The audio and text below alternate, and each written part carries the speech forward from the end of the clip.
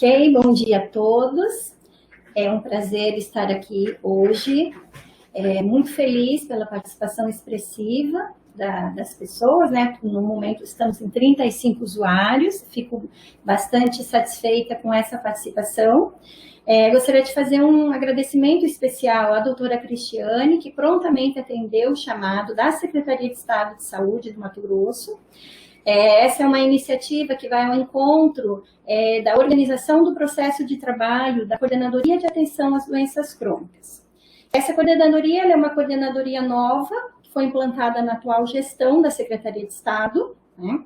Então, eu estou à frente como coordenadora e estamos começando um processo de composição de uma equipe multiprofissional, de organização dos processos de trabalho, com foco na concretização de várias ações para a implementação das linhas de cuidado, voltada à organização da rede de assistência às condições crônicas, né, da rede de atenção, desculpe.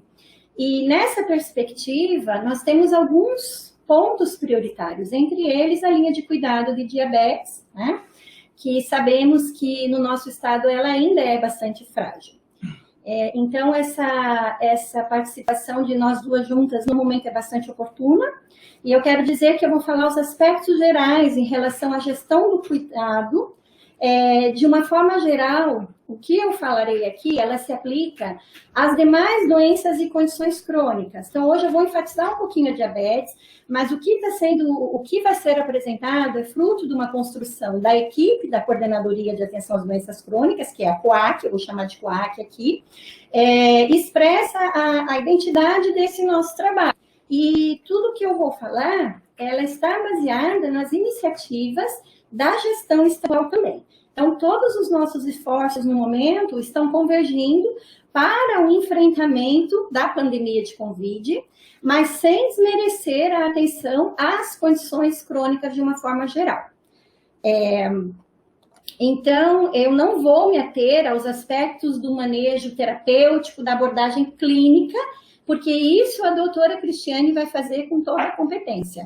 Eu vou colocar os aspectos gerais, então, do que seria um processo de trabalho integrado, visando o cuidado nessa perspectiva.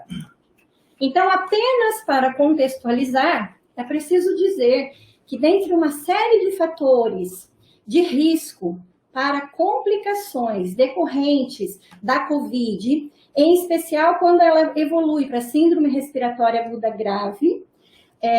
Então, os fatores de risco para complicações sistêmicas, nós temos a diabetes como fator de risco muito importante.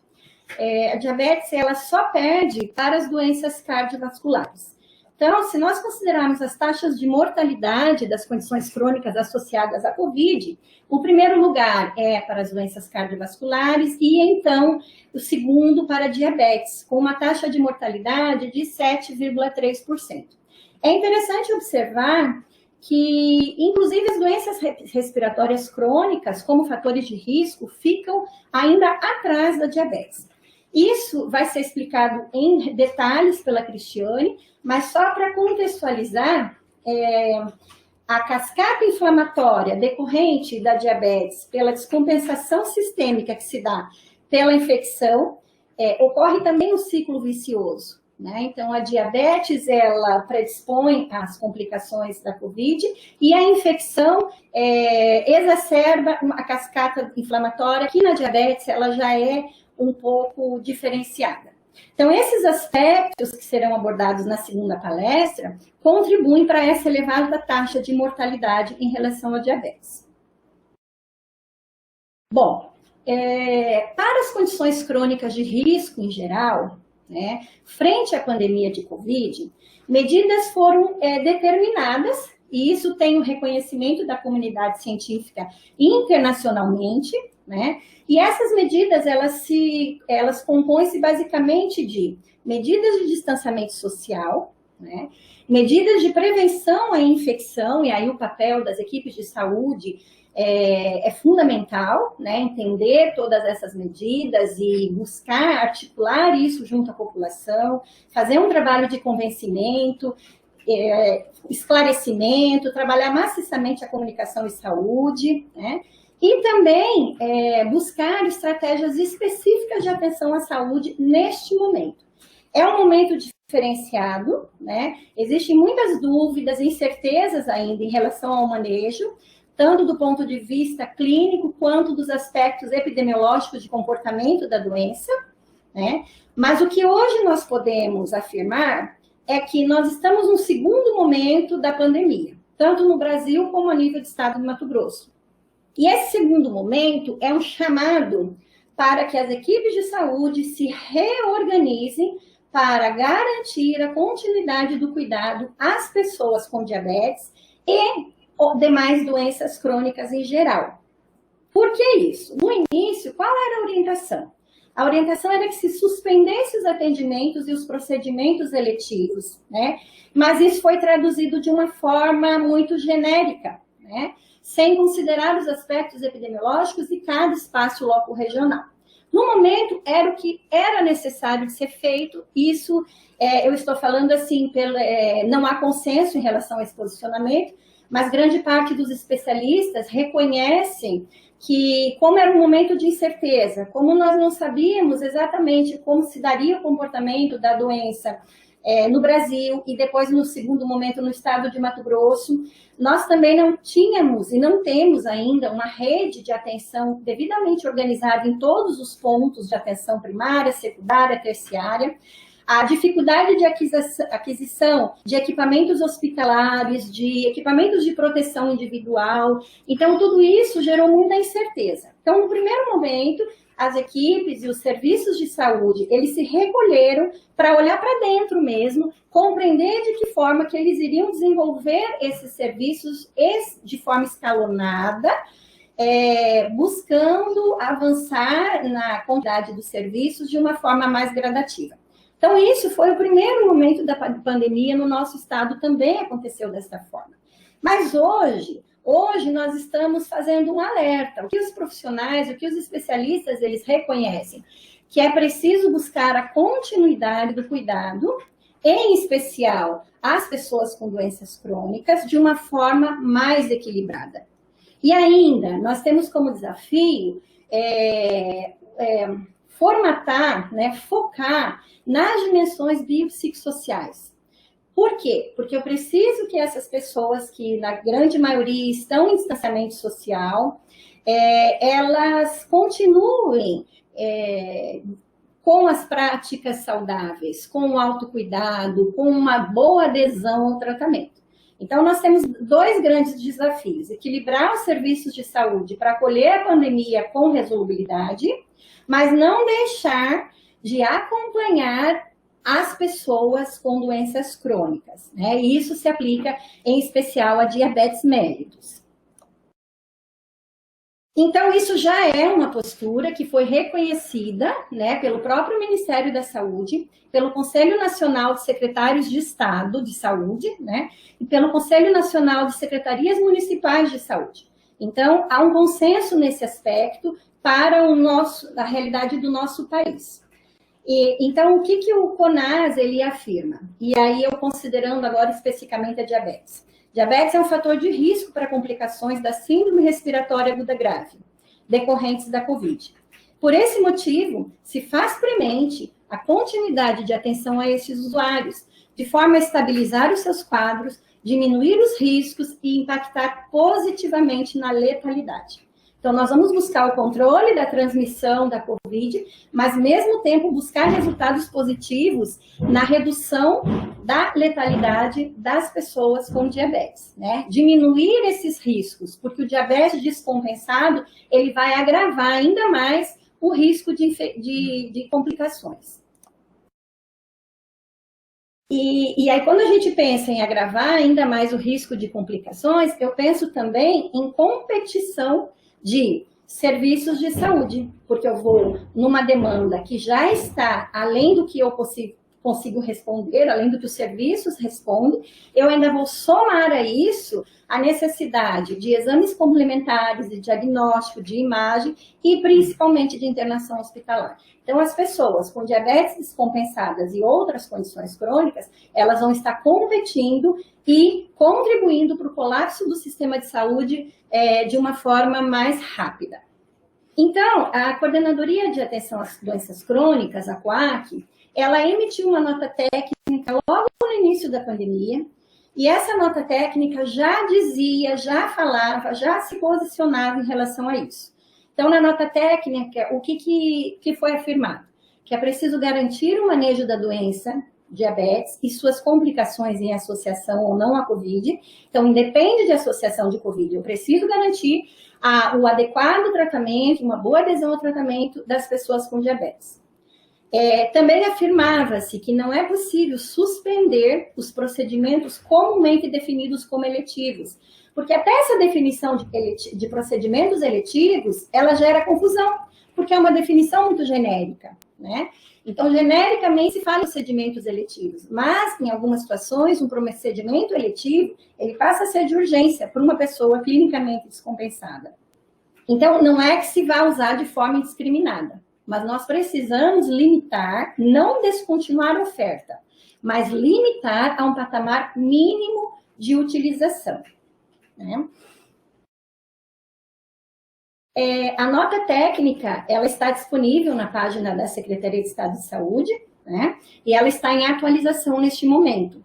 Mas ela faz uma orientação geral aos estabelecimentos assistenciais de saúde, com ênfase nos estabelecimentos de referência secundária, que seriam os consultórios médicos, os ambulatórios, os centros de especialidades em geral.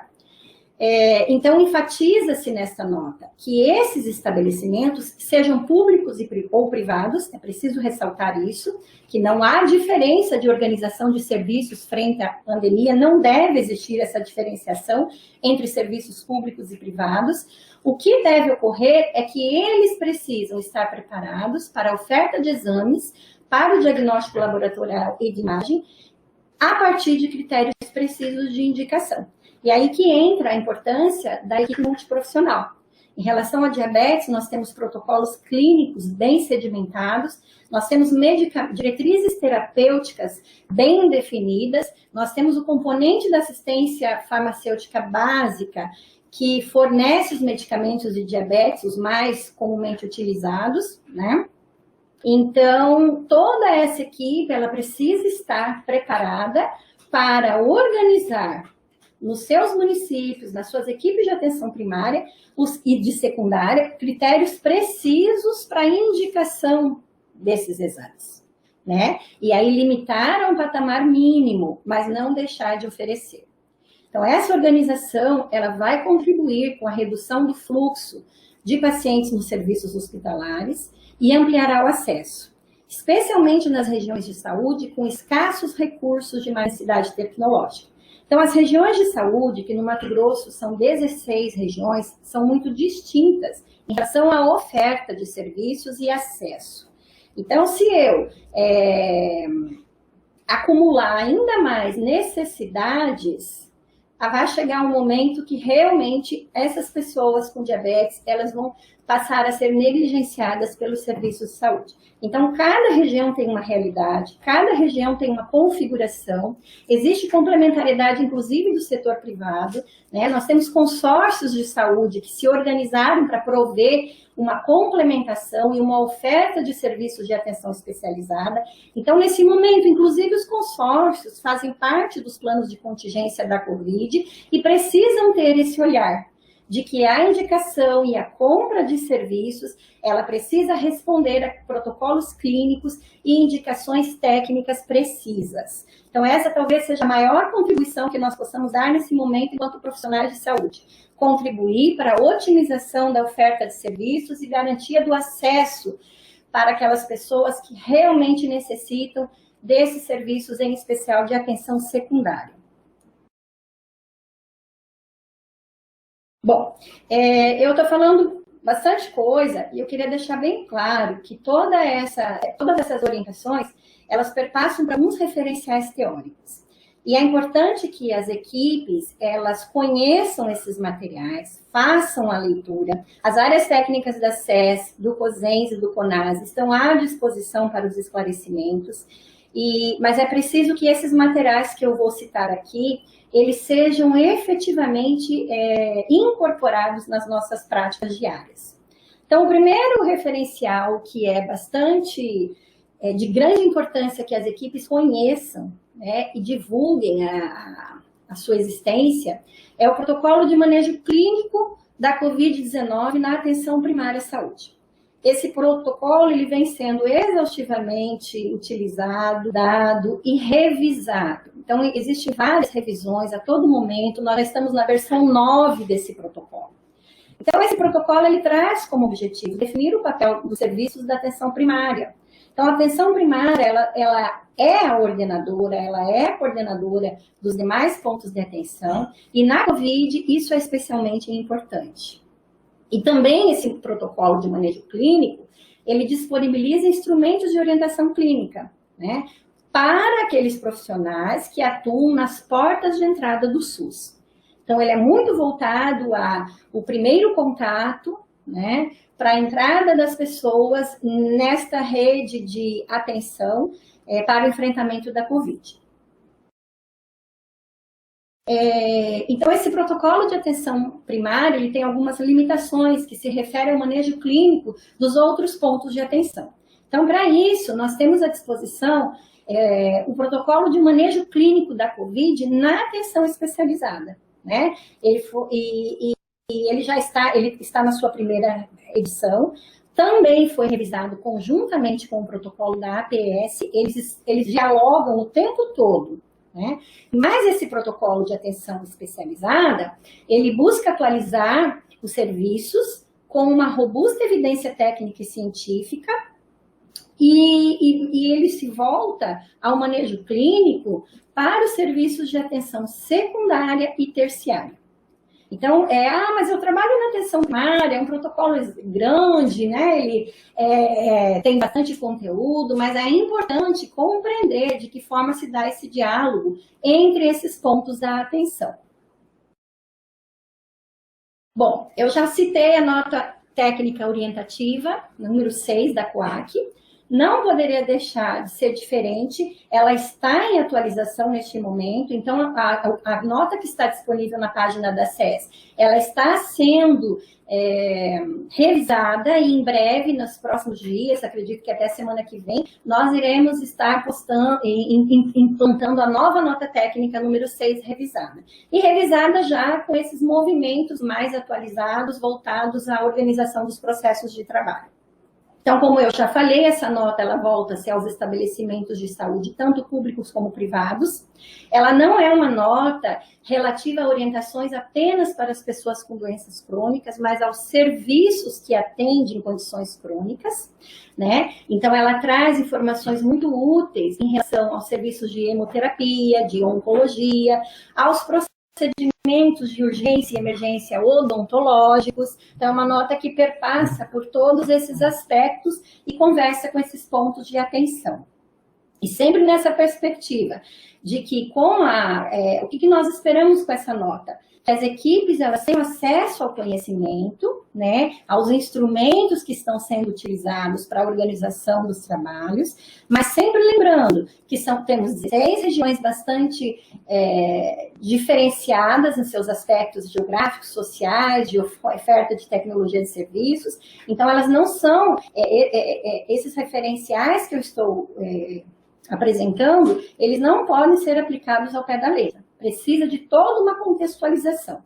Para isso, os 16 escritórios regionais de saúde, eles estão acompanhando esses processos, né? Existem 16 grupos focais de Covid, com a participação das secretarias municipais de saúde das distintas regiões, que também acompanham esses processos. Então, nós temos uma rede, uma verdadeira rede solidária no estado do Mato Grosso.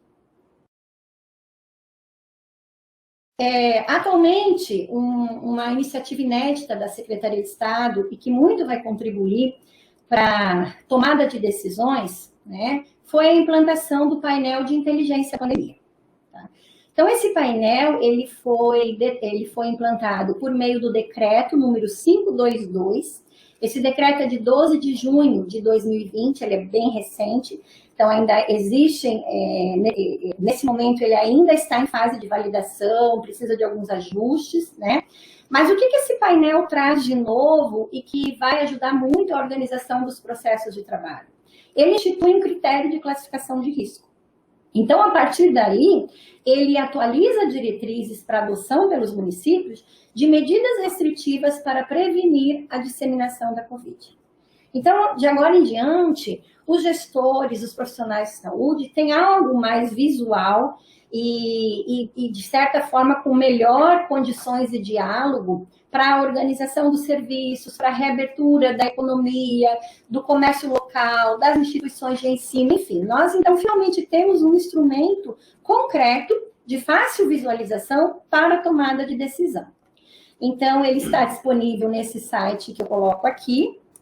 O painel, ele possibilita você buscar a classificação de risco de transmissão de coronavírus, que, de certa forma, falando de uma maneira bem simplista, o quanto que esse vírus está circulando e o risco de transmissão para a população naquela localidade. Então, aqui, a título de exemplo, eu selecionei a região de Alto Tapajós, então ele permite essa seleção por região de saúde. E aí nós já temos automaticamente a descrição da classificação de risco para essa região. Então, podemos ver ali a floresta, tá? Com uma classificação de risco de transmissão muito alta, né?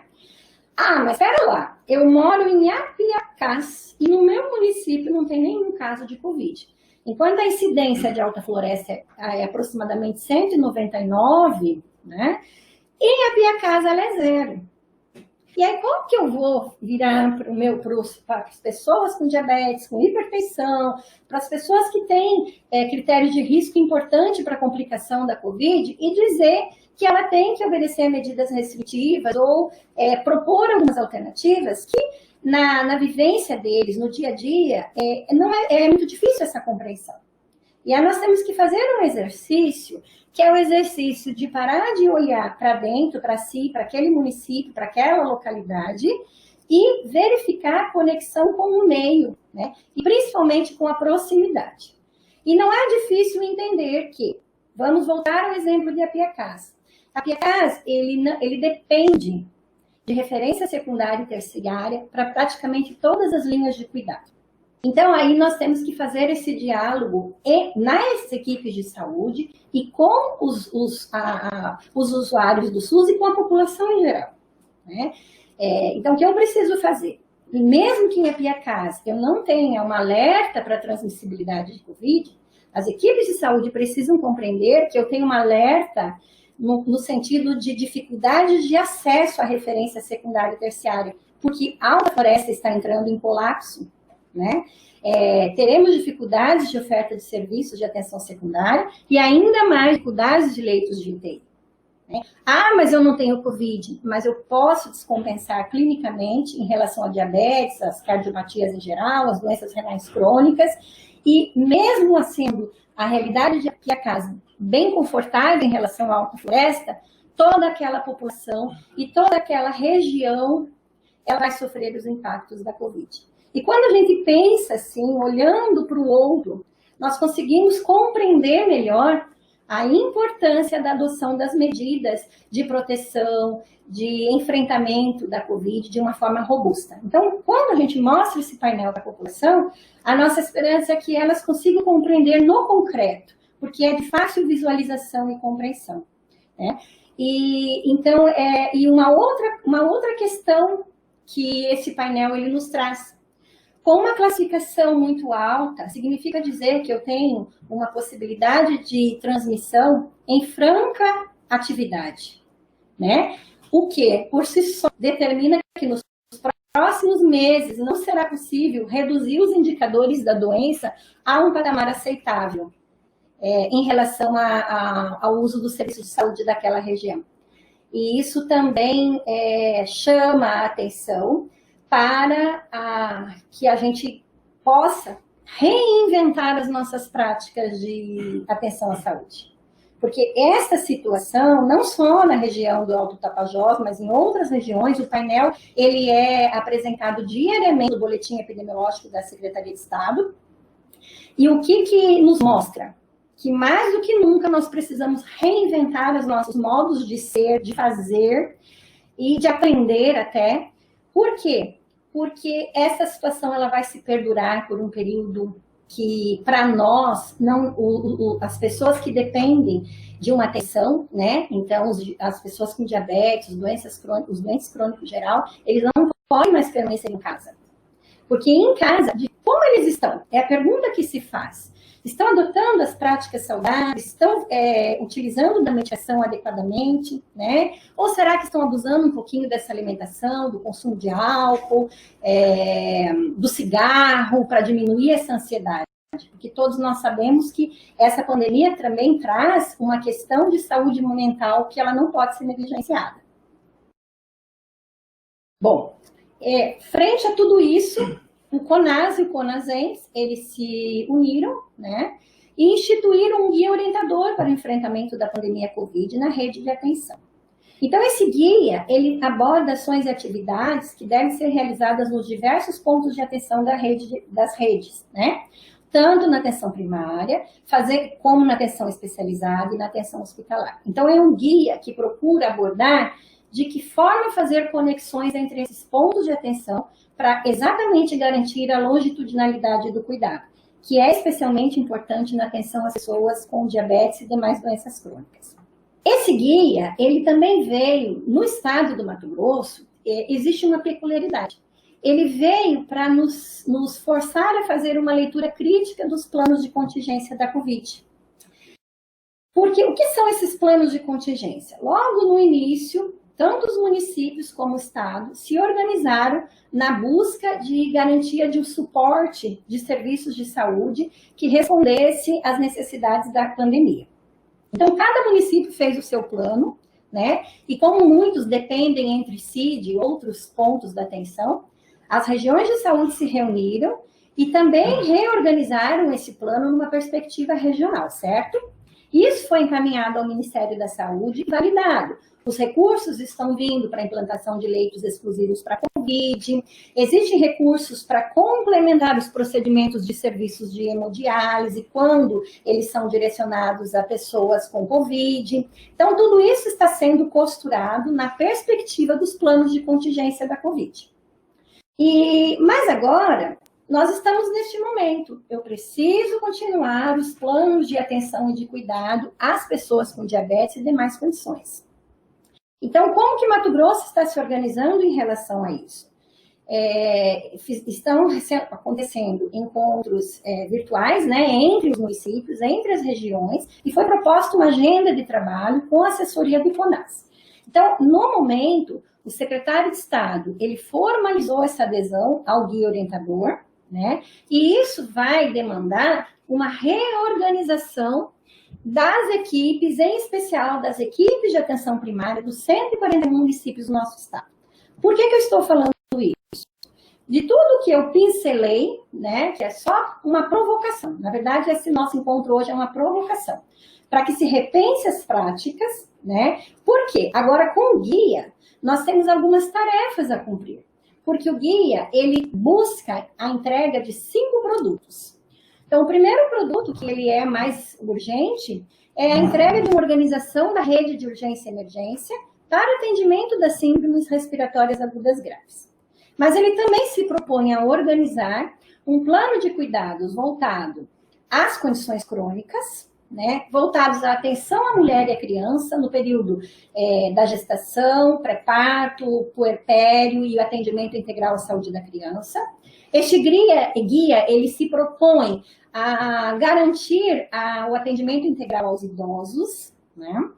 E também ele tem como proposta a instituição de painéis epidemiológicos para uma adequada oferta de informação para a ação. Então, esse painel Covid implantado no estado é um exemplo clássico de como painéis com distribuição espacial, do comportamento das doenças ajudam na tomada de decisão. Então, o guia propõe-se a desenvolver essas 5 frentes de trabalho, né? Mas ele não é, no nosso estado, uma implantação, e sim uma implementação daquilo que já vem sendo construído pelas regiões de saúde com a participação dos 141 municípios. Então, tudo que eu estou falando, na verdade, já foi formalizado pelos gestores municipais e pelo secretário de Estado, pelo gestor estadual. Então, significa que hoje essa nossa conversa é o primeiro momento para buscar compreender de que forma nós poderemos nos organizar em relação a essas necessidades da população. O guia orientador, ele trabalha classicamente com tudo aquilo que nós devemos implantar na atenção primária, que é a estratificação de risco, né? A compreensão da estabilidade dos quadros clínicos, a condição de autocuidado que essas famílias têm no caso de diabetes, isso é especialmente importante, e traz também algo que a COAC sempre procura reforçar, o critério de vulnerabilidade social. Então, essas dimensões, elas são muito bem trabalhadas no guia, não vou me estender a isso, lá na frente tem outro slide que fala um pouquinho mais, né? Mas o CONAS, o CONASENS e a Secretaria de Estado, eles reconhecem a necessidade de organização a partir dessas estratégias, desses instrumentos que, de certa forma, eles legitimam a atenção primária como a ordenadora do cuidado. Se eu conheço a minha população, se eu sei quantas pessoas com diabetes têm, se eu conheço quais aquelas pessoas que elas têm dificuldade em manter a sua glicemia em dia, a sua doença devidamente compensada, né? Se eu trabalho nessa lógica de um território vivo, eu não terei dificuldades, mesmo que o município tenha escassos recursos de materiais e de pessoas, mas eu não terei dificuldade para a garantia do cuidado às pessoas com diabetes, em especial aquelas com maior risco de complicações da doença. Então, agora falando assim claramente em relação à diabetes, o que as equipes de atenção primária precisam fazer? O que os demais precisam contribuir para que isso seja efetivado? Então, todos os esforços da equipe multiprofissional deverão ser dirigidos para a obtenção de um bom controle glicêmico. Primeira questão, para os casos tanto de diabetes tipo 1 quanto tipo 2, assim como o estímulo de uma dieta adequada, a continuidade da prática de exercícios físicos, a não exposição ao tabagismo, ao etilismo e forte adesão ao tratamento. Então, essas questões, elas só conseguirão ser efetivamente implantadas e desenvolvidas se as equipes de atenção primária continuarem a fazer o que elas têm de melhor, que é estabelecer os vínculos com a sua população adstrita. Então, isso é especialmente importante neste momento. Então, todo esse referencial, todo esse arcabouço teórico que eu trago, ele tem que ser traduzido para as equipes de saúde. Então, na prática, o que eu preciso fazer? Na prática, eu não posso deixar o meu paciente, ou a pessoa com diabetes desassistida. E ela precisa ter um bom controle glicêmico e uma boa adesão ao tratamento. Como fazer isso? Com medidas de distanciamento social. É o desafio lançado. Que estratégias eu vou lançar mão para efetivamente conseguir atingir um cuidado integral resolutivo? Tá? E aí, as equipes, porque aí eu falo as equipes multiprofissionais mesmo, elas precisam fazer essa reflexão conjunta. Então, atualmente, nós temos possibilidades de oferta de pessoas qualificadas, né? Ou não. E eu preciso buscar conhecer essa realidade no município. Por que eu digo isso? Porque nós precisamos avaliar possibilidades por um adequado monitoramento dessas pessoas com diabetes. Elas não podem simplesmente ficar sozinhas em casa. A gente precisa dialogar, precisa acompanhar, e em alguns momentos ver presencialmente mesmo, né? E para isso a equipe tem que estar preparada. E é toda a equipe, inclusive com apoio intersetorial de outros setores do poder público. Eu posso fazer monitoramento multiprofissional indiscriminado para aquelas pessoas com diabetes de baixo risco de desenvolver complicações. Né? Como assim? Neste momento, nós temos pessoas em teletrabalho. Nós temos profissionais afastados porque não podem estar na linha de frente. Neste momento, algumas equipes de saúde bucal, elas reduziram o atendimento para ofertar urgência e emergência odontológica. Então, pode ser que alguns municípios, essas equipes, elas já estejam prontinhas para ofertar esse monitoramento multiprofissional. Os agentes comunitários precisam compreender qual é o papel deles nessa questão, né? E aí deixar para o atendimento mais próximo, exclusivo, pelo médico e pelo enfermeiro, somente para aqueles pacientes que realmente necessitam, que eles têm um médio ou um alto risco para complicações, né? E agora eu estou falando de diabetes de uma forma geral, nem cheguei na Covid ainda, né? As equipes de enfermagem, elas estão sobrecarregadas nesse momento, né? Os auxiliares, os técnicos, mas que outras possibilidades, de repente, nutricionistas, fisioterapeutas, psicólogos, como nós podemos trabalhar? O que na prática nós temos visto são várias ações pontuais que muitas vezes não se conversam entre si. Então, buscar essa unicidade das condutas dentro das equipes de atenção primária com todos os recursos possíveis naquele município, naquela localidade, né? Uma outra questão é que em alguns municípios é possível centralizar alguns serviços para garantir um atendimento mais qualificado às pessoas com diabetes e outras condições crônicas. Então, alguns municípios têm mais uma equipe de atenção primária, já estão um pouco mais amadurecidos enquanto sistema de saúde. Então, por que não separar a porta de entrada? Então, não existe uma fórmula mágica. Não, as unidades de atenção primária, elas devem atender e ser porta de entrada para a Covid.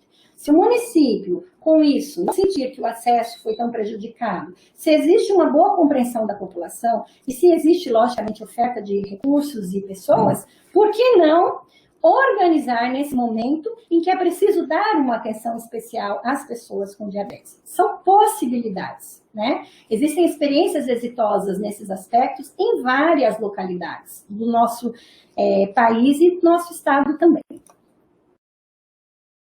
Então, como eu falei, otimizar os atendimentos a partir do entendimento de oferta desses profissionais no município. Então, eu tenho, de repente, profissionais de atenção secundária que não podem estar na linha de frente. Às vezes, os núcleos de atenção e saúde da família podem, nesse momento, reorganizar as suas estratégias de trabalho, os CAPs, né? Em geral, então, nós precisamos fazer um mapeamento desses recursos de pessoas, que é o recurso mais caro, que é o recurso mais necessário nesse momento. Pessoas qualificadas, solidárias e com sentimento em comum de enfrentamento de toda essa problemática que a Covid nos traz. E também buscar outros recursos intersetoriais. Por exemplo, centros de assistência social, né, que já tem pessoas prontas, que conhecem quem são as famílias que mais necessitam do cuidado de saúde neste momento. A gente corta caminho aí para outros setores que, de repente, têm algumas respostas que nós nos questionamos no momento. Os setores da educação, e, em especial, as instituições de ensino das regiões de saúde. Então, nós temos muitos cursos de formação técnica, de graduação em saúde. E também as residências, né? Residências multiprofissionais, residências de saúde da família, em que momento elas podem agregar? Nós temos experiências muito positivas, né? Recentemente, numa das lives que o CONAS ofertou, a experiência de Uberlândia, ela foi trabalhada. Na live que a Escola de Saúde Pública do Estado do Mato Grosso ofertou, na última live, a médica de Londrina retratou uma experiência riquíssima com a participação dos residentes da área de saúde no enfrentamento da Covid, na priorização dessas pessoas com fatores de risco, como diabetes, né? Então, nós temos inúmeras possibilidades que precisam ser levantadas nas regiões. E também os recursos comunitários. Então, dependendo da cultura local, os recursos comunitários, eles precisam estar junto conosco. Então, aquela benzedeira, aquele balconista da farmácia, todas essas pessoas, neste momento, são recursos comunitários. São potenciais educadores. E eles precisam estar junto conosco. Bom, então, fazendo o mapeamento de todos esses recursos, né? Aí nós vamos pensar e refletir sobre modalidades de acompanhamento não presencial, né? com ênfase o quê? Nas estratégias não farmacológicas. Se a gente tem que otimizar recursos de atenção secundária, se eu não posso deixar essas pessoas chegarem na necessidade de atenção hospitalar, eu preciso, para ontem, trabalhar estratégias não farmacológicas, né? Explorando os aspectos da cultura local, né? Então, a potencialidade dos recursos comunitários neste momento, ela precisa ser utilizada, né? Então, nós temos aí várias experiências de produção de vídeos caseiros em relação ao enfrentamento da diabetes, mensagens em rádios locais, tem um impacto muito positivo no estado de Mato Grosso, em especial naquelas regiões mais distantes. Então, como seria bom ligar a rádio pela manhã e ouvir o nome daquela pessoa que é um paciente com um fator de risco importante para complicação, um paciente de alto risco de desenvolver complicação por diabetes. De repente, ele acorda para tomar seu café da manhã, porque a cultura local, ela possibilita, ainda mais no momento de pandemia, e tem lá o recadinho do seu agente comunitário, do seu médico, do seu enfermeiro, né? De otimismo. Como isso mexe com a estima das pessoas? Como faz essas pessoas se sentir valorizadas, né? Queridas, importantes nesse momento. E isso precisa ser explorado, né? Mensagens de rádio, as equipes de fisioterapia, as equipes que antigamente elas estavam trabalhando, os educadores físicos nas academias de saúde, é o momento da gente buscar alternativas à distância, com vídeos mesmo que seja de WhatsApp, né? Para grupos populacionais específicos, para que a gente consiga atingir a proposta de atenção integral às pessoas com diabetes. Receitas culinárias, trocas de receitas com adaptação de acordo com a cultura local, expressões de arte das mais variadas formas, com cores, músicas, projetos terapêuticos, enfim.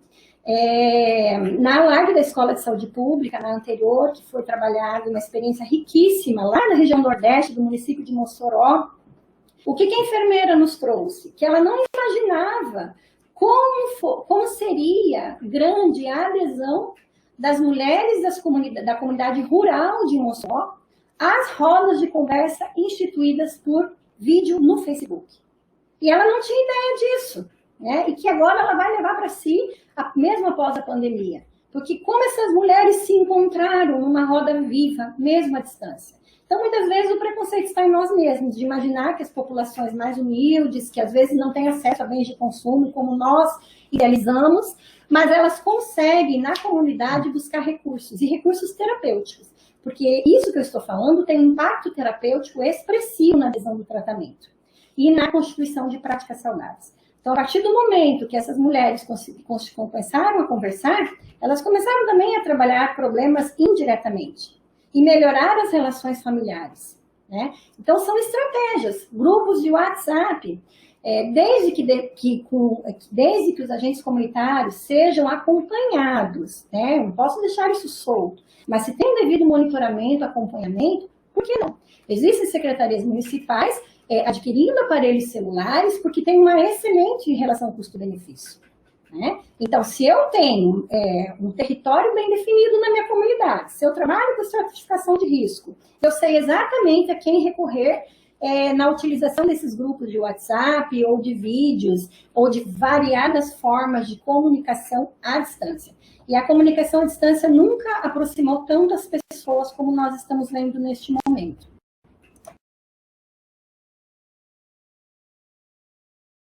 Bom, e além de todas essas práticas, que ali eu até coloquei, foi uma forma bem equivocada, elas não são alternativas, elas se integram às práticas de saúde.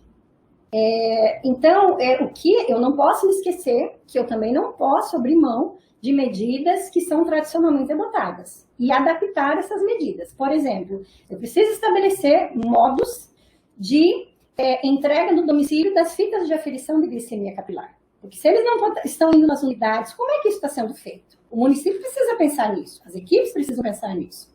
Orientações para monitoramento domiciliar pelo próprio paciente ou pelo seu cuidador. As pessoas que estão próximas daquelas que convivem com complicações de diabetes, elas precisam estar a nosso favor, né? E a entrega entrega de medicação de uso contínuo, preferencialmente no domicílio, priorizando aqueles grupos de alto risco. Talvez o município não consiga entregar para todas as pessoas com diabetes, mas aqueles grupos de alto risco, esses nós não podemos deixar reféns da condição que a pandemia trouxe. Então, depois de tudo isso, dessa tempestade de ideias que eu trago aqui, as equipes elas precisarão se recolher um pouquinho e pensar em como organizar tudo isso de maneira prática e realista. Então, eu trago algumas provocações. As equipes e as pessoas precisam identificar sinais de alerta em tempo oportuno. Então, a resposta que todos precisam saber. O que nós não podemos esperar? É uma pergunta que tem que ter uma resposta imediata em relação à diabetes, em relação às complicações por Covid. Quem faz o quê? Então, se eu tenho bem estabelecido processos de trabalho, eu tenho que me enxergar nesse processo de trabalho. Desde os fluxos de atendimento mais corriqueiros até outras alternativas pensadas. E conhecer os recursos, como eu falei, os dispositivos de saúde e utilizá-los a favor dessa dinâmica. Quem pode nos ajudar nesse momento? São as 3 perguntas que eu coloco como provocação. Sabendo que a oferta desses serviços vai ser muito variada, né? E nós vamos ter que buscar, então, uma lógica participativa, construtiva e solidária para a gestão dos SUS. A educação permanente, não posso deixar de chamar a atenção que é um processo dinâmico e que ela nunca foi tão necessária para catalisar essas mudanças. Por quê? Porque tudo isso que eu falei de uma forma técnica, ela precisa ser decodificada, tanto para as equipes de trabalho, quanto para a população em geral. Então, nós precisamos traduzir tudo isso para uma linguagem acessível. Nós precisamos ter um equilíbrio entre o saber popular e o saber científico. A enfermeira de Mossoró, ela retratou isso de uma forma muito bonita. Todos os fluxos, todos os fast track, eles foram reorganizados, eles foram redesenhados, de modo que todos se enxergassem naquele processo, respeitando as características culturais do município de Mossoró. Então, isso precisa ser chamado, isso é importante, porque na apresentação dos planos de contingência, várias regiões de saúde levantaram uma problemática que se refere à dificuldade dos profissionais de saúde, né? A dificuldade dos profissionais de saúde, eu não estou dizendo da população em geral, de entender e de efetivar os protocolos, os fluxos de atenção de regulação. Então, isso não é algo que a gente está trazendo como possibilidade. Isso é um problema real no estado do Mato Grosso. Então, aquilo que eu tinha falado do critério de risco e vulnerabilidade. Como trabalhar isso com a equipe? Bom, eu preciso entender que diabetes por si só é um risco para a complicação da Covid. De todas as pessoas com diabetes, quem serão as mais vulneráveis? Eu não posso colocar no mesmo patamar a pessoa com diabetes e a pessoa com diabetes em idade avançada. Ou a pessoa com diabetes com outras comorbidades, como cardiopatias, como doenças renais crônicas. E eu não posso colocar no mesmo patamar uma pessoa com diabetes, jovem, mas numa condição crônica temporária que é a gravidez. Então, dentre todas as pessoas com diabetes, quais serão as mais vulneráveis, né? E essa questão da dimensão da vulnerabilidade social. Existem pessoas que, por mais que seja na nossa cabeça de profissional de saúde fácil, o manejo da doença, a compensação da doença, né?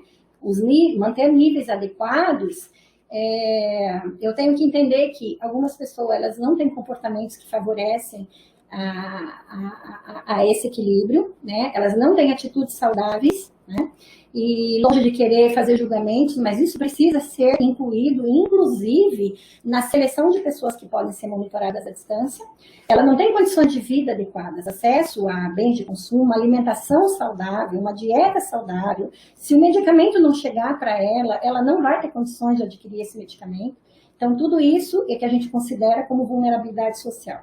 Então, nesse momento, a gente precisa um pouco se despir das vaidades e buscar ajuda naqueles sujeitos das comunidades, que são os agentes comunitários de saúde, os agentes de endemia, porque eles retratam essa realidade de uma forma bastante expressiva.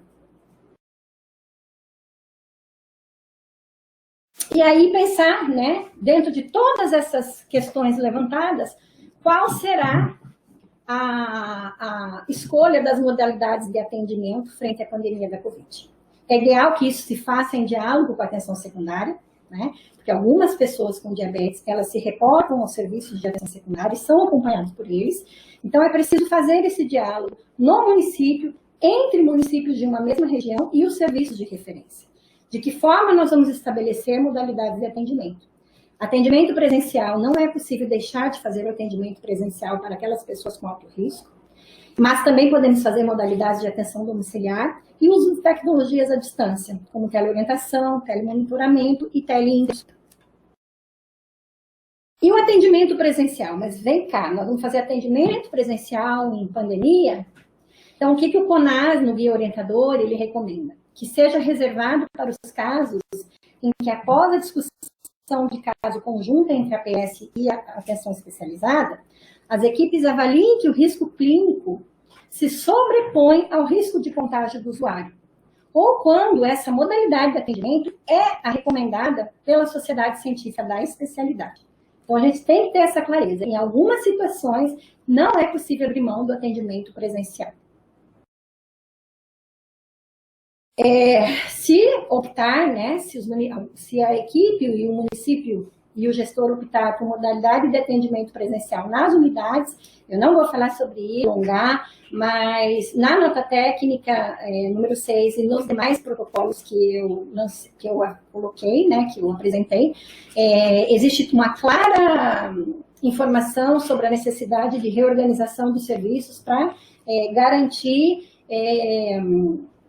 o controle da infecção cruzada, né? Então, oferecer mais turnos de atendimento, para menor circulação de pessoas, separar espaços, enfim.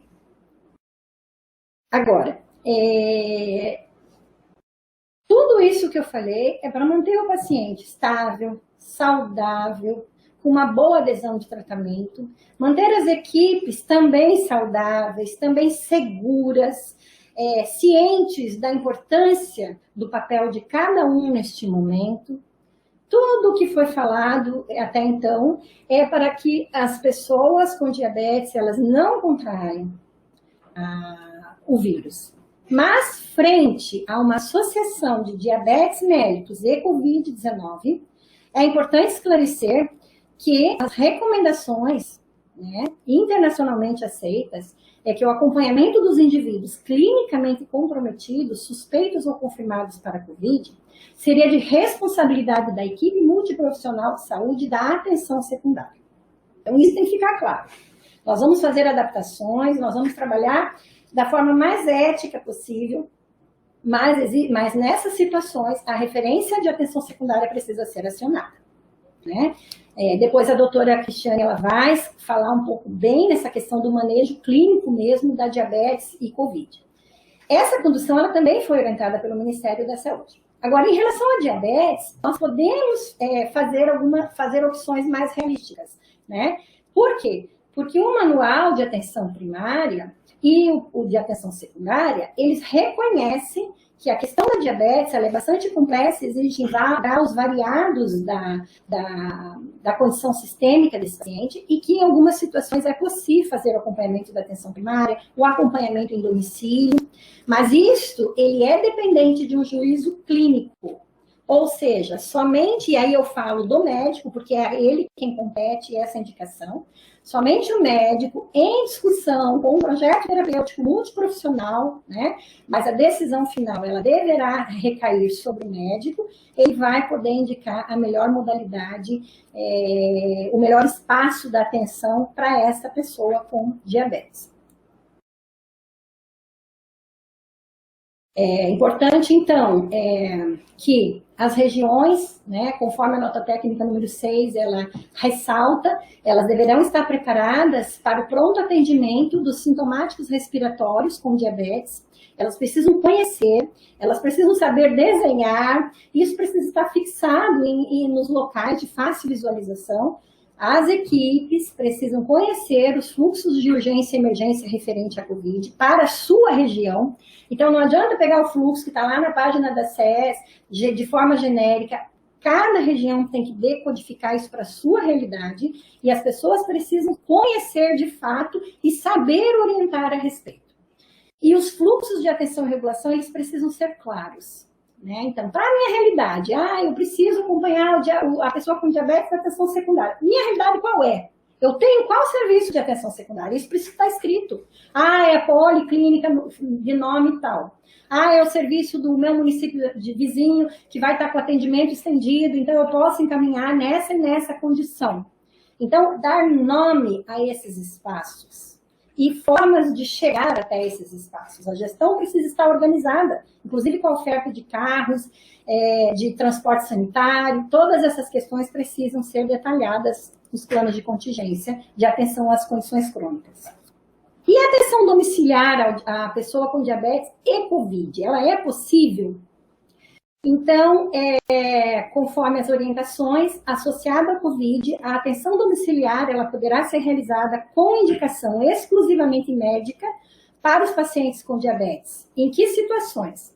Diabetes compensada, sintomatologia respiratória leve, boa adesão ao tratamento e na presença de um acompanhante que possa auxiliar nos cuidados com a doença e identificar prontamente as complicações clínicas. Então, veja que às vezes um compensado, um paciente leve, se eu buscar os critérios de vulnerabilidade social, tem um acompanhante adequado que auxilia, que está pronto observando e preparado para um pronto encaminhamento se a situação se tornar um pouco mais complicada? Eu tenho uma boa adesão a esse tratamento? Eu tenho recursos familiares, financeiros para essa boa adesão ao tratamento? Então, essas questões precisam ser levadas em conta para o critério de atenção domiciliar. E, naturalmente, na prática, então, isso se aplica a quem pode ficar em casa com diabetes e Covid? Pacientes estáveis e com boa adesão ao tratamento. E com toda uma rede solidária olhando por esse paciente. Então, em relação à atenção domiciliar, é preciso ficar claro que os pacientes e seus familiares, eles deverão receber informações médicas precisas. Lembra daquelas perguntas? Quem faz o que fazer, para onde encaminhar? Isso precisa estar claro para a família inteira. Isso precisa estar registrado no prontuário domiciliar. E essas pessoas precisam saber quais são os sinais de alerta que indicam a piora do quadro clínico. E isso acontecendo, o que fazer? Contatos telefônicos de pronto atendimento para possíveis intercorrências. Eu só relembrando que, associada à atenção domiciliar, eu também posso lançar mão das alternativas à distância de teleorientação, né? Então, eu posso, à distância, sim, fazer orientação e encaminhamento de pacientes em isolamento.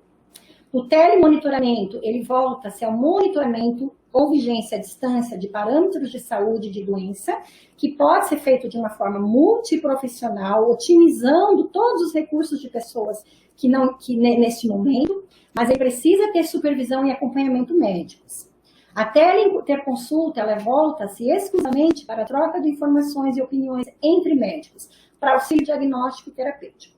Atualmente, essas modalidades de telemedicina, elas não são mais chamadas somente telemedicina, porque vários conselhos de classe já se organizaram e já aprovaram essa estratégia em tempos de pandemia de Covid. Então, as demais categorias profissionais, elas também são respaldadas e devem estar respaldadas pelos seus respectivos conselhos de classe. O guia orientador do CONAS, que eu citei, ele apresenta toda a legislação específica para esses recursos por categoria profissional. A categoria da odontologia não está incluída, porque eu acredito que quando foi feito o guia, isso ainda não tinha sido devidamente aprovado pelo Conselho Regional de Odontologia. Então, mais uma vez, mostra que essas orientações elas vão mudando a cada momento de uma forma muito dinâmica. Outro detalhe que a gente não pode levar ao pé da letra, o manual de atenção primária, ele fala que dependendo do risco, o paciente deve ser monitorado a cada 24 horas ou a cada 48 horas. Gente, isso não pode ser engessado. Aquelas perguntas que eu acabei de dizer, quais são os sinais de alerta? Em relação à Covid, isso pode mudar de uma maneira muito rápida. Então, eu não posso levar ao pé da letra. As equipes que foram selecionadas para realizar adequado monitoramento, elas precisam ter essa criticidade. este senso clínico apurado, esse feeling, que de uma hora para outra isso pode mudar. Então, eu não posso simplesmente determinar como regra que o paciente vai ser acompanhado a cada 24, 48 horas, né? Isso é dinâmico, né? O redimensionamento do pessoal, não vou me falar novamente, eu falei bastante dessa questão. E os agentes comunitários, como ficam em todo esse processo? Eles precisam reforçar as visitas à distância na comunidade. Tudo que eu falei dos recursos comunitários. Em algumas situações, eles vão até a frente da casa, sim. Aí eu tenho a classificação de risco dos municípios, que me mostram de que forma que o agente comunitário pode se comportar. Lá em Apiacás, não será possível a gente ir até a frente da casa, dar um tchauzinho e falar, que bom, vim ver como é que você está, se você está curada, está tomando sol. Isso tem um impacto muito positivo. Agora, em Alta Floresta, eu não sei se o gestor e as equipes têm condições de ofertar essa mesma orientação. Então, nesse sentido, ele trouxe uma gama de possibilidades de ajuda neste momento tão crítico. E sempre, gente, agente comunitário de saúde, agente de endemia, equipes auxiliares de enfermagem, de saúde bucal, são fundamentais para o diálogo cultural entre equipe e comunidade, né?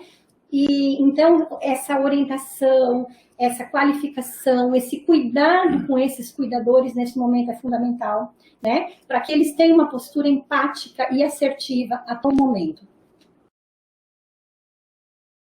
Bom, então eu pincelei várias questões para apimentar a discussão e a organização dos processos.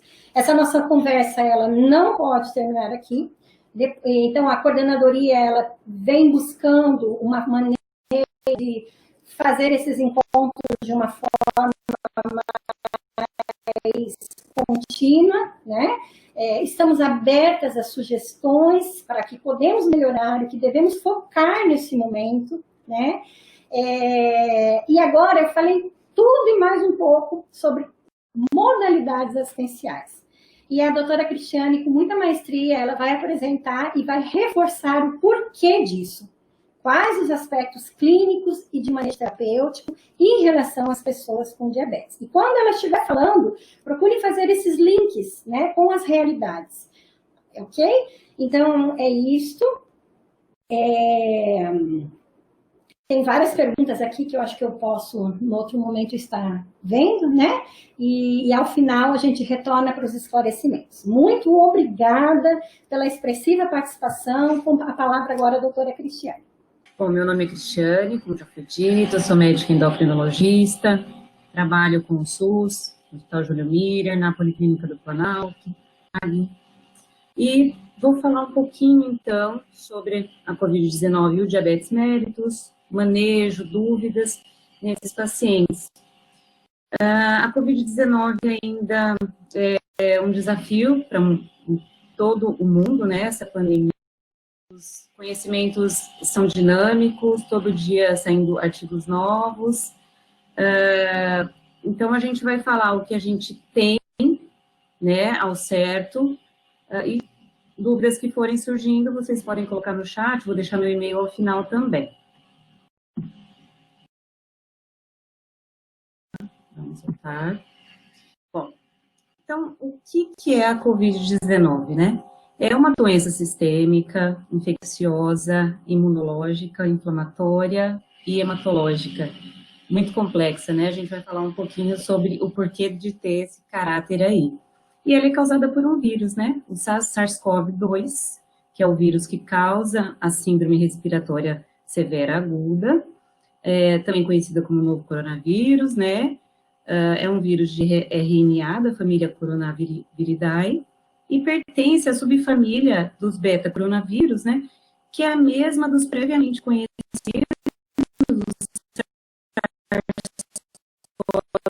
SARS-CoV-1, né? Foi identificado em 2003, e o MERS-CoV em 2012.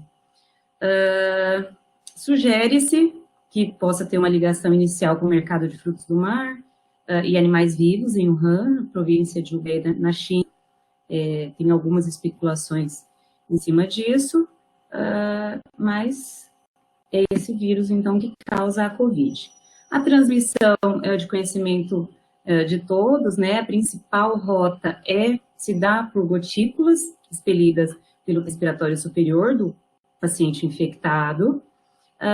Então, as pessoas em contato com essa partícula, tanto por via respiratória, oral, oftalmológica, poderiam adquirir o vírus, mas também foi identificado o vírus em amostras de soro e possibilitando outras vias de transmissão que ainda não estão muito bem sedimentadas. Uma vez esse vírus no indivíduo, ele pode ficar incubado, ou seja, até surgir os sintomas próximo de 14 dias, mas no 5º dia é a média de início dos sintomas, e o período de transmissibilidade, ou seja, o tempo que esse paciente pode transmitir é incerto, mas provavelmente são os primeiros 7 dias, mais ou menos, dos sintomas, tá certo? Mas não se sabe. Surgiu até aquela postagem, né, da OMS dizendo que pacientes assintomáticos não transmitiriam, depois voltaram atrás, ou seja, até que se prove ao contrário, eles transmitem sim, então as medidas de isolamento devem ser atendidas. Vamos falar um pouquinho da fisiopatologia. A doença se inicia, então, naquela fase viral, onde vai ter a replicação crescente do vírus e a sua interação com as células do hospedeiro. E, especialmente, essa interação com essas células se dá através dos receptores da enzima conversora de angiotensina 2, que eu vou falar sempre ECA2 durante a aula. Vários órgãos e sistemas são ricos nesses receptores da ECA2. Os preferencialmente alvos pelo vírus são as células pulmonares, sistema nervoso central, o trato gastrointestinal, células hepáticas, o endotélio vascular, mas a gente sabe que os rins, pâncreas, tecido adiposo também tem a ECA2 e já foi bem identificado a ação do COVID, do SARS-CoV, nesses receptores dos outros órgãos também. Nas etapas seguintes, então, após aquela replicação inicial e entrada dos vírus nas células do hospedeiro, começa a ter as seguintes etapas: a resposta imunológica e inflamatória do organismo, tentando vencer essa infecção viral, e as reações inflamatórias são variadas, né? E aí vai ter a fase de hiperinflamação, que é considerada grave, de difícil resposta terapêutica, né? Numa minoria de pacientes, mas é expressiva, ou o organismo pode conseguir vencer essa infecção e a inflamação não ser tão pronunciada e houver a resolução do caso, né? Bom, quando essa fase hiperinflamatória ocorre, surge então a tempestade de citocinas, que é uma liberação muito acelerada e aumentada de interleucinas, fatores inflamatórios, que levam à insuficiência respiratória, insuficiência cardíaca, complicações cardiovasculares e renais, sepse, coagulação intravascular disseminada e a falência múltipla de órgãos, levando ao óbito, então, desses pacientes. Então, aqui, essa figura tenta colocar de forma didática essas fases da infecção pela COVID. Então, a fase inicial, que é a fase 1, que é aquela fase de resposta viral, onde vai ter a replicação viral. Os pacientes têm aqueles sintomas constitucionais leves, como mialgia, tosse, uma febre, em geral, assim, então, aqui 37,8. A linfopenia é observada no exame laboratorial. E alguns pacientes, né, têm essa fase encerrada e cura da COVID. E ela pode, então, perdurar para a fase 2, que é a fase inflamatória, que pode ser 2A, com hipóxia, então o paciente apresenta dispneia, sem dispneia, não tem hipóxia, e a 2B, o paciente tem hipóxia, ele vai apresentar dispneia. Aqui já começa a ter uma alteração radiológica, a tomografia do tórax anormal, das transaminases, a proteína baixa ou normal. E esse quadro aqui, então, já inicia a necessidade de oxigenoterapia, e aí a fase inflamatória de citocina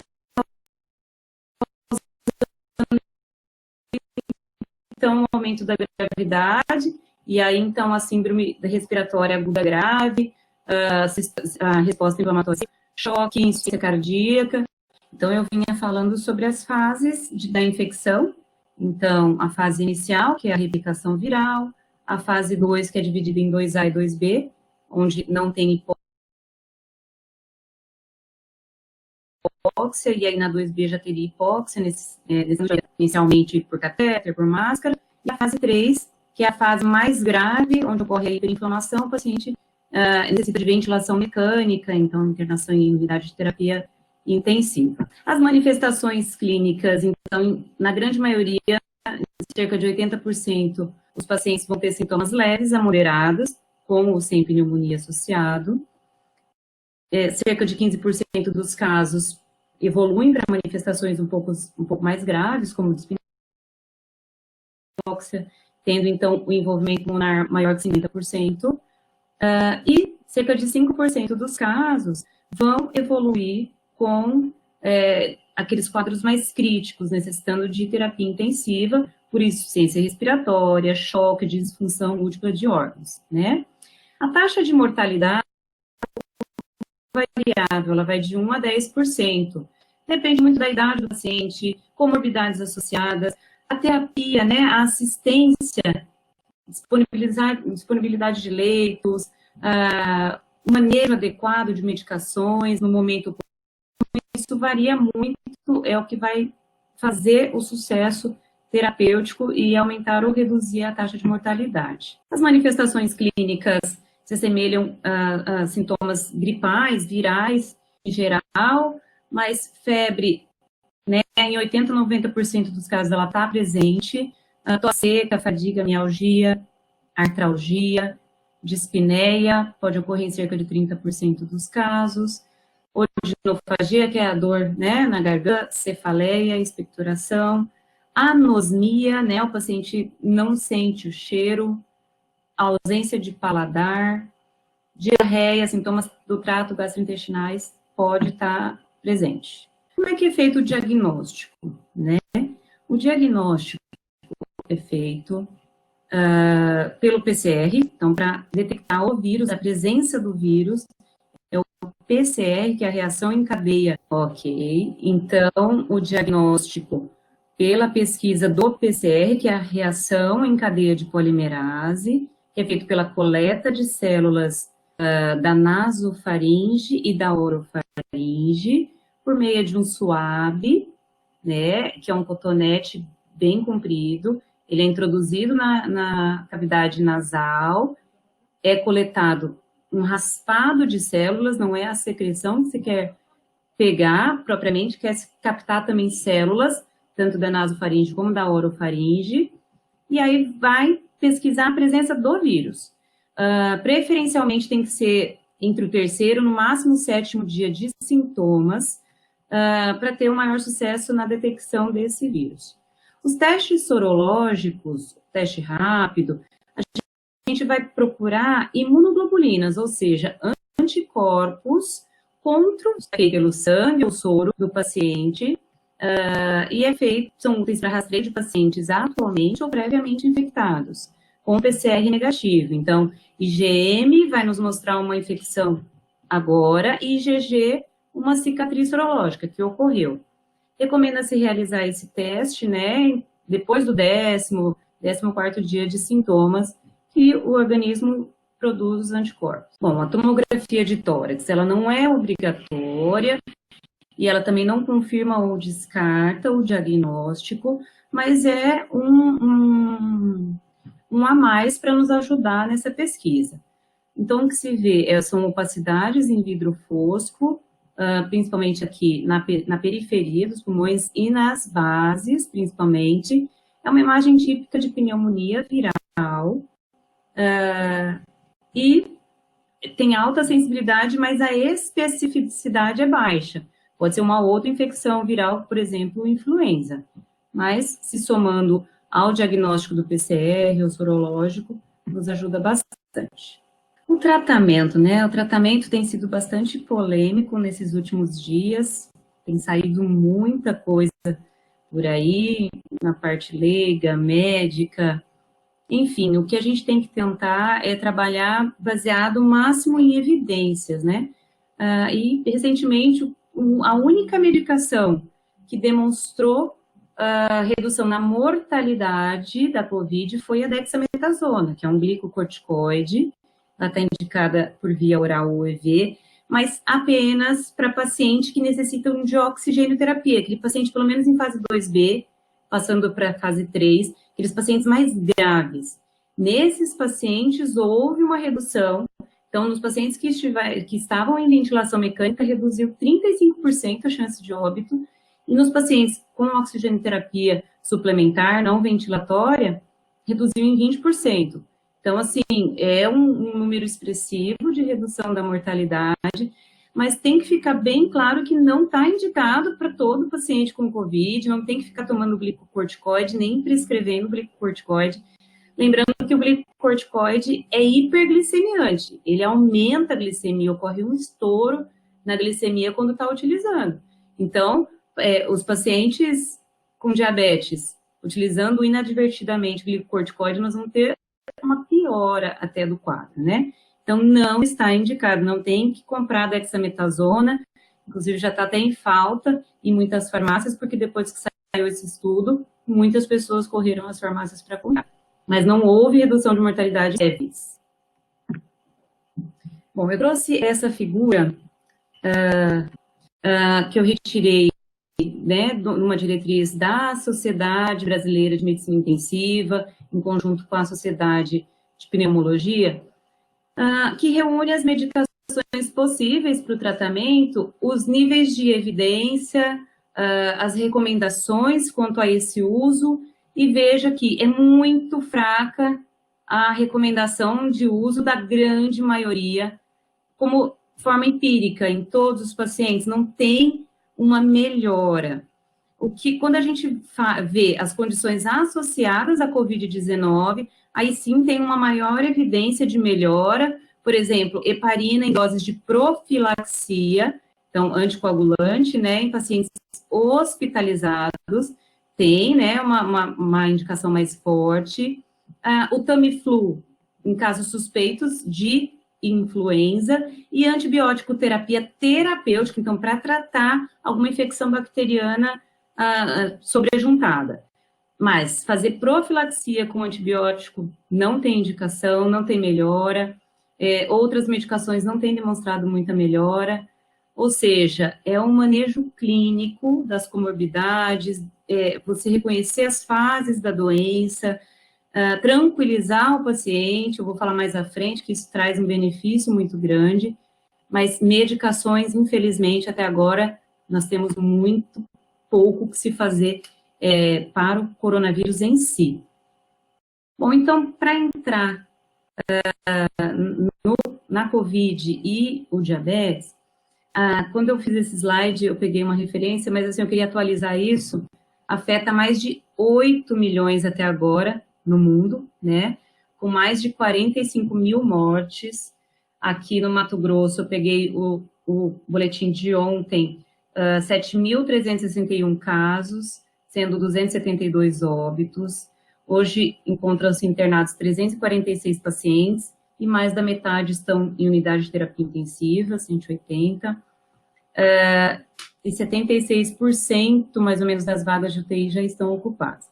Então, é uma situação grave, que tem que ter uma atenção, como foi dito pela Ana, tentar fazer uma boa condução desses pacientes para que eles tenham essas comorbidades melhor assistidas, para reduzir a gravidade do caso, se tiver uma infecção pela COVID.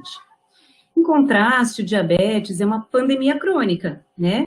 Cerca de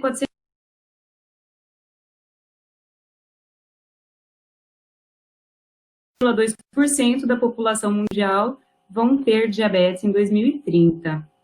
E muito se noticia essa maior gravidade, o maior risco de COVID nos pacientes diabéticos.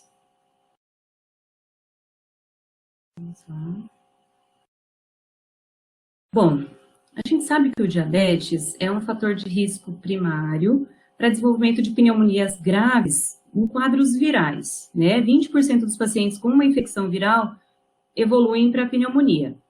Quando se trata do COVID, os dados são um pouco conflitantes em relação a maior incidência, maior risco dos pacientes diabéticos adquirirem a COVID. O que se está bem sedimentado é uma maior gravidade da doença nesses pacientes. Para vocês terem ideia, mais de 50% dos pacientes com desfechos fatais, que morrem pela COVID, são diabéticos. É uma grande mortalidade.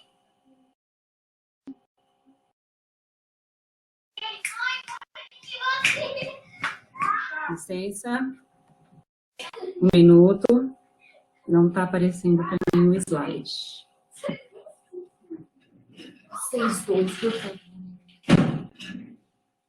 Bom, então por que o diabetes teriam piores desfechos na COVID-19, né? Em geral, pacientes diabéticos, eles têm um risco devido aos defeitos da imunidade inata, que afeta a fagocitose, ou seja, a retirada das bactérias, vírus por macrófagos, a quimiotaxia de neutrófilos, a imunidade mediada por células. Né? A gente vê isso, aumento de risco de infecções gerais dos pacientes diabéticos descompensados, candidíase vaginal, ITU, infecções de pele, né? Então, em geral, eles têm um maior risco de infecções. Bom, em relação à COVID-19, o que tem se visto? Os níveis de biomarcadores relacionados à inflamação, como interleucina 6, ferritina sérica, proteína C reativa, o D-dimer-D, né, que são parâmetros de coagulação, são bem mais altos em pacientes diabéticos com COVID-19 do que naqueles. Né? Isso sugere que portadores de diabéticos são mais suscetíveis à tempestade de citocinas que pode ocorrer na COVID. Por isso que os casos são mais graves nesses pacientes. Bom, ainda falando por que os desfechos são piores na COVID-19, a gente sabe que a COVID-19 é muito pior em pessoas idosas. E a gente sabe que o diabetes tende a aumentar a sua incidência em pessoas idosas. Então, é muito claro que vão ter muitos mais casos graves de COVID-19 em pessoas idosas e elas vão ser diabéticas, tá certo? Além disso, o diabetes na terceira idade é associado à doença cardiovascular, que por si só já pode ajudar a explicar a associação com resultados fatais do COVID-19. Então, a gente sabe que o coronavírus, ele tem uma ação no miocárdio, nas células cardíacas, aumentando a mortalidade. Então, imagina num paciente diabético que tem uma doença cardiovascular prévia já. Isso aumenta muito mais. Mas não só esses achados. Vejam que, eu falei no início que os receptores da enzima conversora da angiotensina 2 são a porta de entrada do vírus nas células do hospedeiro, né? A ECA2, essa enzima, ela tem efeitos protetores, principalmente contra a inflamação. O que o COVID faz quando ele infecta, quando ele se liga aos receptores da ECA2? Ele reduz a expressão da ECA2, induzindo, então, um dano celular, hiperinflamação e insuficiência respiratória, né? Vejam agora, a hiperglicemia, o aumento da glicose de forma aguda, ele faz com que aumente a expressão da ECA2. Seria bom para defesa contra a inflamação, mas isso faz o quê? Facilita a entrada de vírus nas células, né? Porque aumentou a expressão da ECA2, aumenta, então você tem mais vírus se ligando ali.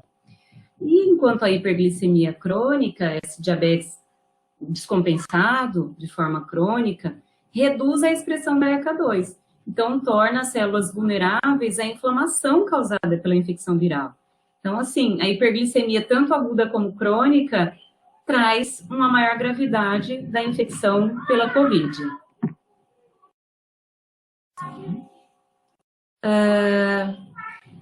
O que foi demonstrado, né? Como eu falei, o vírus ele se liga a receptores da ECA2 em vários tecidos e órgãos metabólicos.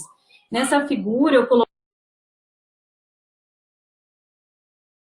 beta-pancreáticas, o terminal, ele tem uma função no metabolismo da glicose, o tecido adiposo, os rins, tá certo? Então, a infecção pelo Covid-19 teria um papel importante em alterações pleiotrópicas no metabolismo da glicose. E isso complicaria um diabetes pré-existente e poderia levar a outros mecanismos da doença. Então, esses resultados sugerem o quê? Que o diabetes ele pode não ser apenas um fator de risco para uma forma grave de Covid-19, mas também que a infecção poderia induzir hiperglicemia e o surgimento de diabetes em pacientes não diabéticos previamente. Então, o que esses últimos estudos têm demonstrado para a gente? Que o diabetes, ele tem surgido de forma mais frequente em pacientes não diabéticos previamente. Então, isso tem sido visto, muitos relatos, muitos estudos, né, que têm sido feitos de casos de cetoacidose diabética grave em admissões hospitalares de pacientes com COVID. Além disso, os pacientes internados têm mostrado uma hiperglicemia muito intensa, necessidade de insulinização muito intensa. Não só pacientes diabéticos prévios, mas novos pacientes fazendo hiperglicemia, demonstrando, então, esse potencial do COVID causar diabetes em novos pacientes. Ainda não se sabe se esses pacientes permanecerão diabéticos depois, ou se isso vai regredir depois da infecção, né, controlada. Um outro mecanismo seria o envolvimento da enzima dipeptilpeptidase tipo 4, né? A DPP4 é uma glicoproteína transmembrana do tipo 2. Essa DPP4, ela tem um papel importante no metabolismo da glicose, da insulina. O que ela faz? A DPP4, ela aumenta a inflamação no diabetes, ela estimula a produção de insulina, diminui a produção de glicose pelo fígado, e a DPP4, como que ela faz? Ela inativa as nossas incretinas intestinais, o GLP-1 e o GIP. Então, ela é uma enzima do mal, que eu costumo falar até para os alunos. Essa DPP4, ela inativa os mecanismos de defesa que a gente tem contra o diabetes.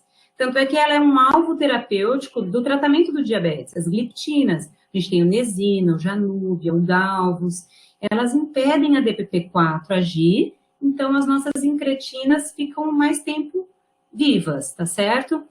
Lá na época da MERS, em 2013, foi identificado que o MERS-CoV, então o coronavírus causador da MERS, se ligava ao DPP4 para agir nas células do hospedeiro, tá certo? E anticorpos desenvolvidos na época contra a DPP4 inibiram a infecção por esse coronavírus em algumas células primárias.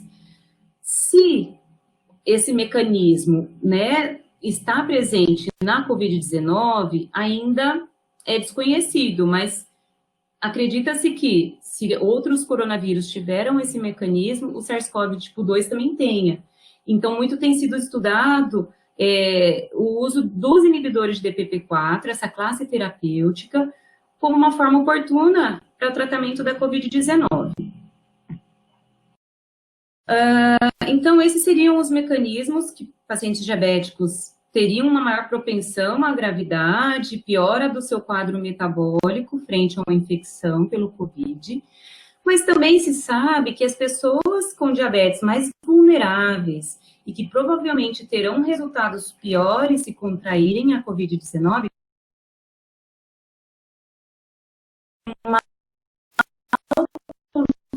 controle metabólico, presença de complicações, principalmente os idosos, independente do tipo de diabetes.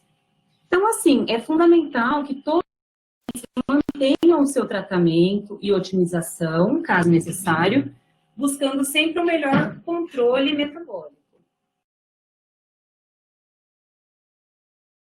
Eu vou trazer aqui algumas dúvidas frequentes em relação ao diabetes e à COVID-19, que podem ser dúvidas de alguns aqui nessa aula, mas de muitos pacientes, e que a gente pode eximir essas dúvidas, né, trazendo uma maior tranquilidade na população e a gente saber manejar melhor a COVID nesses casos. Então, toda pessoa com diabetes tem imunidade baixa, né? A gente ouve muito isso. Pouca ou ausência de insulina afeta a imunidade? Bom, a baixa imunidade, ela está ligada muito à hiperglicemia, à elevação do açúcar no sangue, e não à falta de produção de insulina. Então, pacientes descompensados do diabetes, principalmente cronicamente, têm sim uma alteração na imunidade. Então, por isso, eles têm mais propensão a infecções. A pessoa com diabetes que está muito acima do peso, então, pacientes com obesidade, também podem ter a imunidade afetada. Eles têm um quadro inflamatório muito maior. Então, se a COVID causa uma hiperinflamação no organismo, imagina um paciente já cronicamente inflamado, porque o tecido adiposo causa uma inflamação, ele já libera muitas citocinas, causando inflamação no organismo. Tá? Pessoas com diabetes controlado, né? Elas têm menos risco de complicações relacionadas ao coronavírus? Sim, o risco de complicações pelo COVID é muito menor, ou quase igual até a pessoas sem diabetes, né?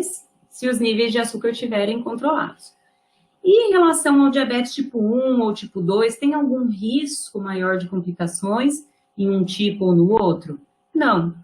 Ele é maior em pessoas mais idosas, maiores de 60 anos, que tenham complicações já do diabetes, ou com doenças concomitantes, como hipertensão, uma cardiopatia, com diabetes descompensado, independente do tipo de diabetes.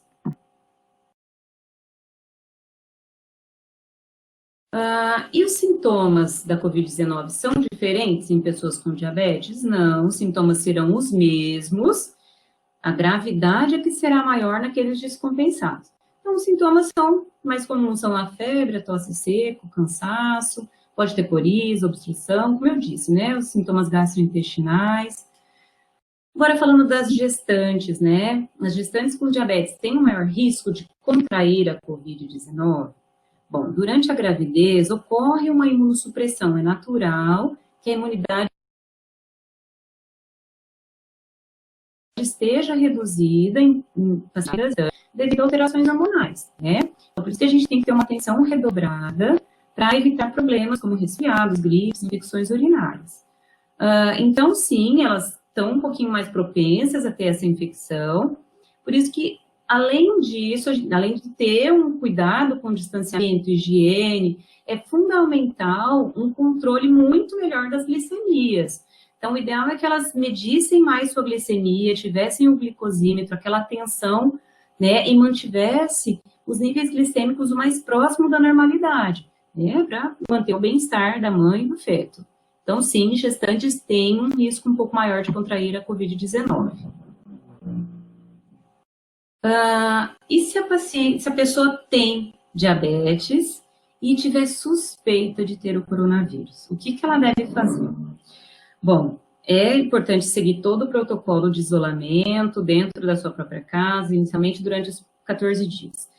Mas a grande parte da população não sabe muito bem o que são sintomas leves, quando que ela está piorando. Então, isso a gente tem que tentar ter uma rede de informação realmente, como a Ana disse, uma rede de atenção, de monitorização, de dizer o que é quadro leve. Então, aqueles sintomas mais febris iniciais, que usando um antitérmico, um analgésico para mialgia, artralgia, e isso vai se demonstrando melhor nos dias subsequentes, ficar em casa durante 14 dias para não transmitir para outras pessoas, lembrar de manter a monitorização das glicemias capilares, porque a gente, como eu já disse, a COVID, né, geralmente cursa com febre e a própria infecção pelo vírus aumenta as glicemias, né?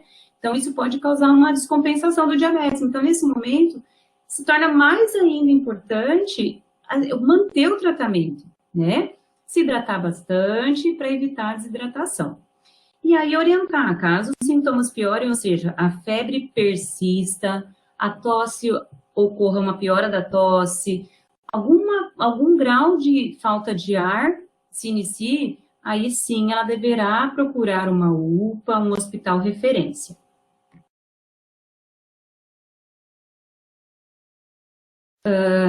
Pois é, e os exercícios físicos, que a gente tanto insiste que os pacientes diabéticos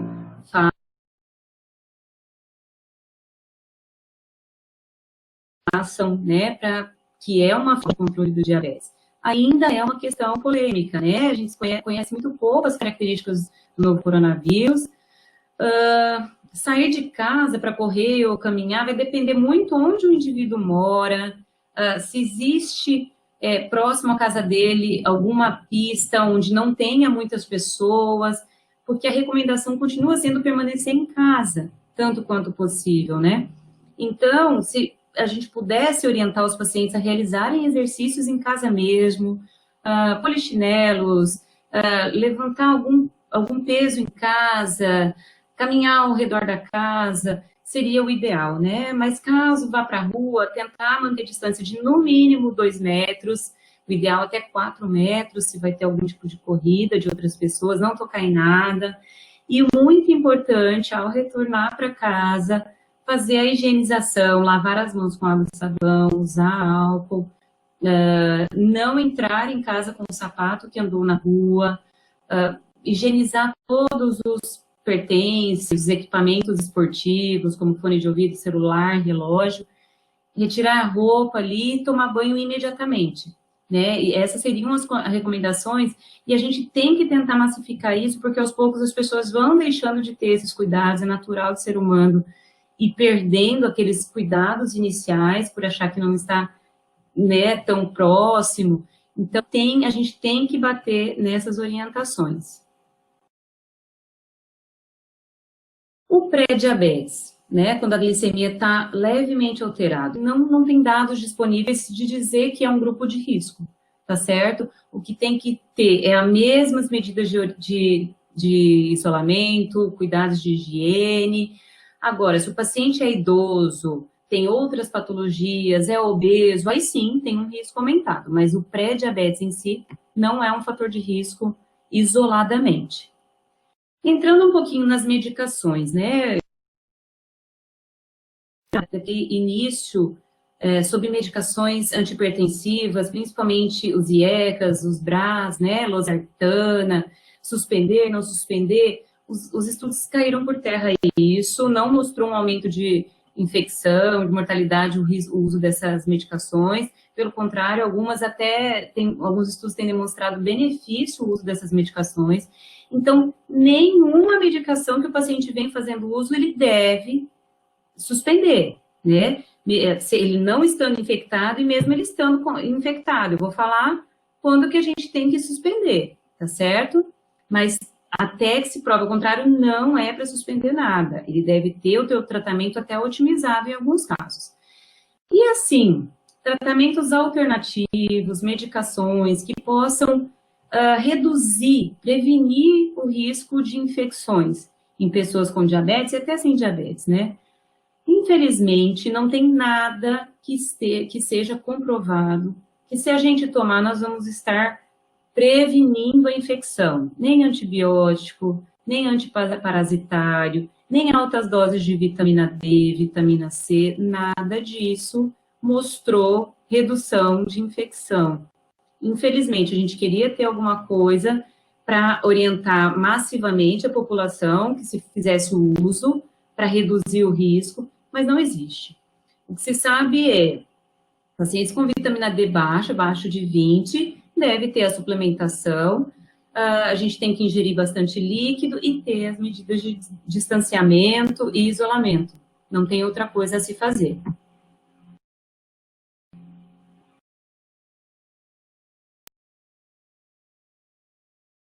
Bom, e o tratamento, né, quando o paciente tem COVID? Bom, pacientes diabéticos sem COVID ou com COVID de formas leves a moderadas, mesmo com febre, com uma tosse, não tem que ter nenhuma medicação suspensa. E aí, quando eu falo de medicação, eu estou falando de estatinas, que é a simvastatina, atorvastatina, rosuvastatina. Deve ser mantidas estatinas. O que mata o diabético muito é doença cardiovascular. E as estatinas reduzem o risco cardiovascular. Então, não tem que suspender a estatina, não tem que suspender a AS se o paciente está usando. E ECA, BRA, muito menos os hipoglicemiantes, a metformina, um inibidor da SGLT2, inibidor de TPP4, as sulfonilureias, não se suspende medicação. Muito pelo contrário, muitos desses pacientes vão necessitar que a gente aumente o tratamento e até que a gente associe insulina em algum momento da vida deles, da infecção, para reduzir o risco das comorbidades. Caso o paciente evolua com pior do quadro, ou seja, uma necessidade de hospitalização, uma febre persistente, hipóxia, aí sim, as suas medicações orais vão ser todas suspensas e o mesmo vai começar a receber insulinas para tratar o diabetes, tá certo? Isso porque tem muitas medicações que a gente trata o diabetes, que na vigência de infecções podem causar acidose lática, uma cetoacidose euglicêmica, aumenta o risco de hipoglicemia, por exemplo, glibenclamida, gliclazida. Em vigências de infecções, a gente tem risco de hipoglicemias e hiperglicemias. Então, o ideal é suspender tudo quando o quadro se agrava e iniciar insulinas, então, nesses pacientes. Vamos para as mensagens finais. O diabetes, então, é uma pandemia diferente da Covid, que agora é uma pandemia mais aguda, a gente está vivendo agora, nesses últimos 5, 6 meses. O diabetes já está aí há muitos anos e traz muita morbimortalidade, e deve ter o seu tratamento incentivado, um rigoroso controle, principalmente para se tentar reduzir os riscos daqueles piores desfechos, né, nas infecções pelo Covid que é visto. Devemos a gente estar atento, então, à possível piora do controle glicêmico durante a infecção pelo Covid, e, se necessário, a gente tem que associar outras classes terapêuticas e até insulina para tratar esses pacientes. A gente não tem que ter medo da insulina. Eu abro agora esse momento aqui para a gente falar do tratamento do diabetes, mesmo fora da Covid, né? Alguns médicos ou pelo medo do paciente, postergam muito o início da insulina, né, por medo de vício. Alguns pacientes falam, nossa, vai viciar na insulina. Alguns médicos têm essa visão errônea, né? Se o paciente está necessitando de insulina, então ele precisa receber o hormônio que ele não está produzindo. Então, a gente tem que perder o medo e não ficar postergando esse tratamento, né? E a gente lembrar, então, das metas terapêuticas. O que a gente acha que está ok para o paciente? Quais níveis de glicose ele deve manter? Então, a glicemia em jejum, né? Aquela que ele acorda e não comeu ainda, mediu a glicemia. O ideal é que fique ali na casa de 100, 130 no máximo, para aqueles pacientes com múltiplas comorbidades, mais idosos. Então, a gente tolera até 130 em jejum, né? 2 horas depois de uma refeição, por exemplo, após o almoço, a gente tolera entre 160, 180. O paciente que fica em torno desses valores, 100, 130 em jejum, 160, 180, após uma refeição, a gente diz que está com um bom controle, né? Existe também hemoglobina glicada, que a gente quer algo em torno de 7%. Esse valor em porcentagem me diz como que está sendo essas glicemias em casa nos últimos 3 meses, qual que está sendo a média dessas glicemias, né? É isso que a hemoglobina glicada vem trazer para a gente. Então, ela nos dá um valor em porcentagem que a gente consegue decifrar como é que está ficando o controle dele em casa. Então, de repente, eu vou fazer uma visita domiciliar, eu tenho acesso aos exames dos pacientes, ou seja, medidas de ponta de dedo, ele me mostra medidas em jejum 180, 200, depois do almoço 300, eu sei que não está controlado. Se não é o médico que está fazendo a visita, ele deveria ter um contato com esse paciente, analisar o que pode estar acontecendo, não estou fazendo uso das medicações, eu preciso otimizar, eu tenho que associar alguma outra medicação, eu tenho que associar a insulina, que eu faça, que eu não postergue esse início, tá certo? Então, que esses valores de normalidade estejam claros para todos, né? Então, talvez o médico da unidade possa fazer alguma cartilha, algum papel, alguma coisa, para que quando o auxiliar, o técnico, vá fazer a visita domiciliar, que ele possa ter essa noção dos valores normais para daí poder orientar. Não, ok, o senhor pode continuar em casa, utilizando suas medicações. Opa, não está ok, vamos fazer uma visita no posto, ou o médico vem fazer uma visita aqui para ver o que pode ser feito. Eu acho que é uma saída nesse momento, né? Lembrando que todas as medicações, a gente tem que tirar o medo dos pacientes e de alguns médicos do uso das medicações. Nós temos que manter todas as medicações que o paciente vem fazendo uso. Não se deve suspender nenhuma, a não ser que o paciente evolua para a gravidade. Aí ele vai precisar de uma internação e as insulinas vão ser iniciadas. Salvo contrário, não. Temos que manter todas as medicações. Foi perguntado no chat mais cedo sobre a vacinação. Todo o calendário vacinal deve ser mantido, tá? A gente vai evitar novas infecções, e as infecções, sim, podem debilitar o paciente e aumentar o risco de Covid. Então, vacinas têm que ser mantidas, certo? Vamos aguardar aqui, não está aparecendo para mim. Bom, sempre que possível, a gente tem que ter uma posição de acolhimento aos pacientes com suspeita para COVID, né? Então, aqueles pacientes que começam com dor, mialgia, febre, tosse, a gente tentar acolher esses pacientes, dizer sobre o que ele vai sentir, quais as orientações, os sintomas, ele saber o que pode acontecer e os possíveis tratamentos que existem no momento baseado em evidência, né? Pacientes com sintomas leves, orientar que vai sentir dor mesmo, vai ter febre, mas que isso tende a melhorar em 3, 4 dias, né? Que se não melhorar ou piorar, aí sim procurar, né? Uma UPA. Porque quando a gente está com algum quadro e a gente vê tanta coisa sendo noticiada, aquilo vai trazendo um pânico maior, até quadros de dispneia por ansiedade, e aí isso confunde o paciente, se ele está com falta de ar ou não está. E às vezes uma conversa elucidativa, uma atenção maior que a gente dá para os pacientes, já acalma, já é muito mais efetivo que alguns pacotinhos de medicamentos que se tem preconizado por aí. Tá certo? Eu acho que essa mensagem de acolhimento, de tentar passar para o paciente o que ele vai sentir, quais são os sintomas, quando eu posso ficar em casa, quando que eu tenho que procurar um atendimento mais especializado, isso a gente consegue tratar muitos pacientes em casa, bem tratado, do que tentar arrumar um medicamento para esse paciente. Muito obrigada. Esse é meu e-mail, vou deixar aqui. Para quem quiser mandar qualquer dúvida depois, que lembrar, eu vou estar aberta. E no final tem algumas referências que eu utilizei na aula.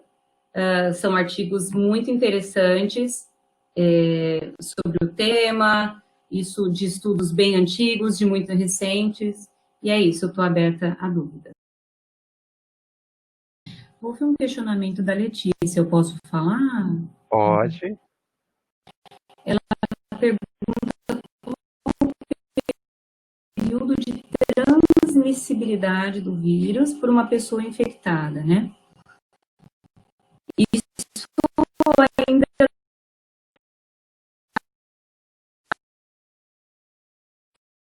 até 30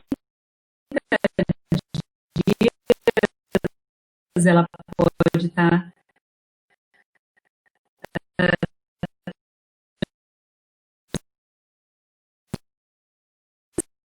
obedecendo os 14 dias de isolamento domiciliar em casa, a gente reduz muito a transmissibilidade do vírus. Então, a recomendação é permanecer 14 dias em casa desde o início dos sintomas, e aí sim poder sair quando necessário, de máscara, tendo todos os cuidados. Então, não se sabe ao certo o período que ela continuaria transmitindo, mas que essa transmissibilidade é mais no início da doença, isso se sabe, dos sintomas, mas que então esses 14 dias são os mais críticos, a gente poderia dizer. Então, esse é o período de que deveria ficar em casa, então.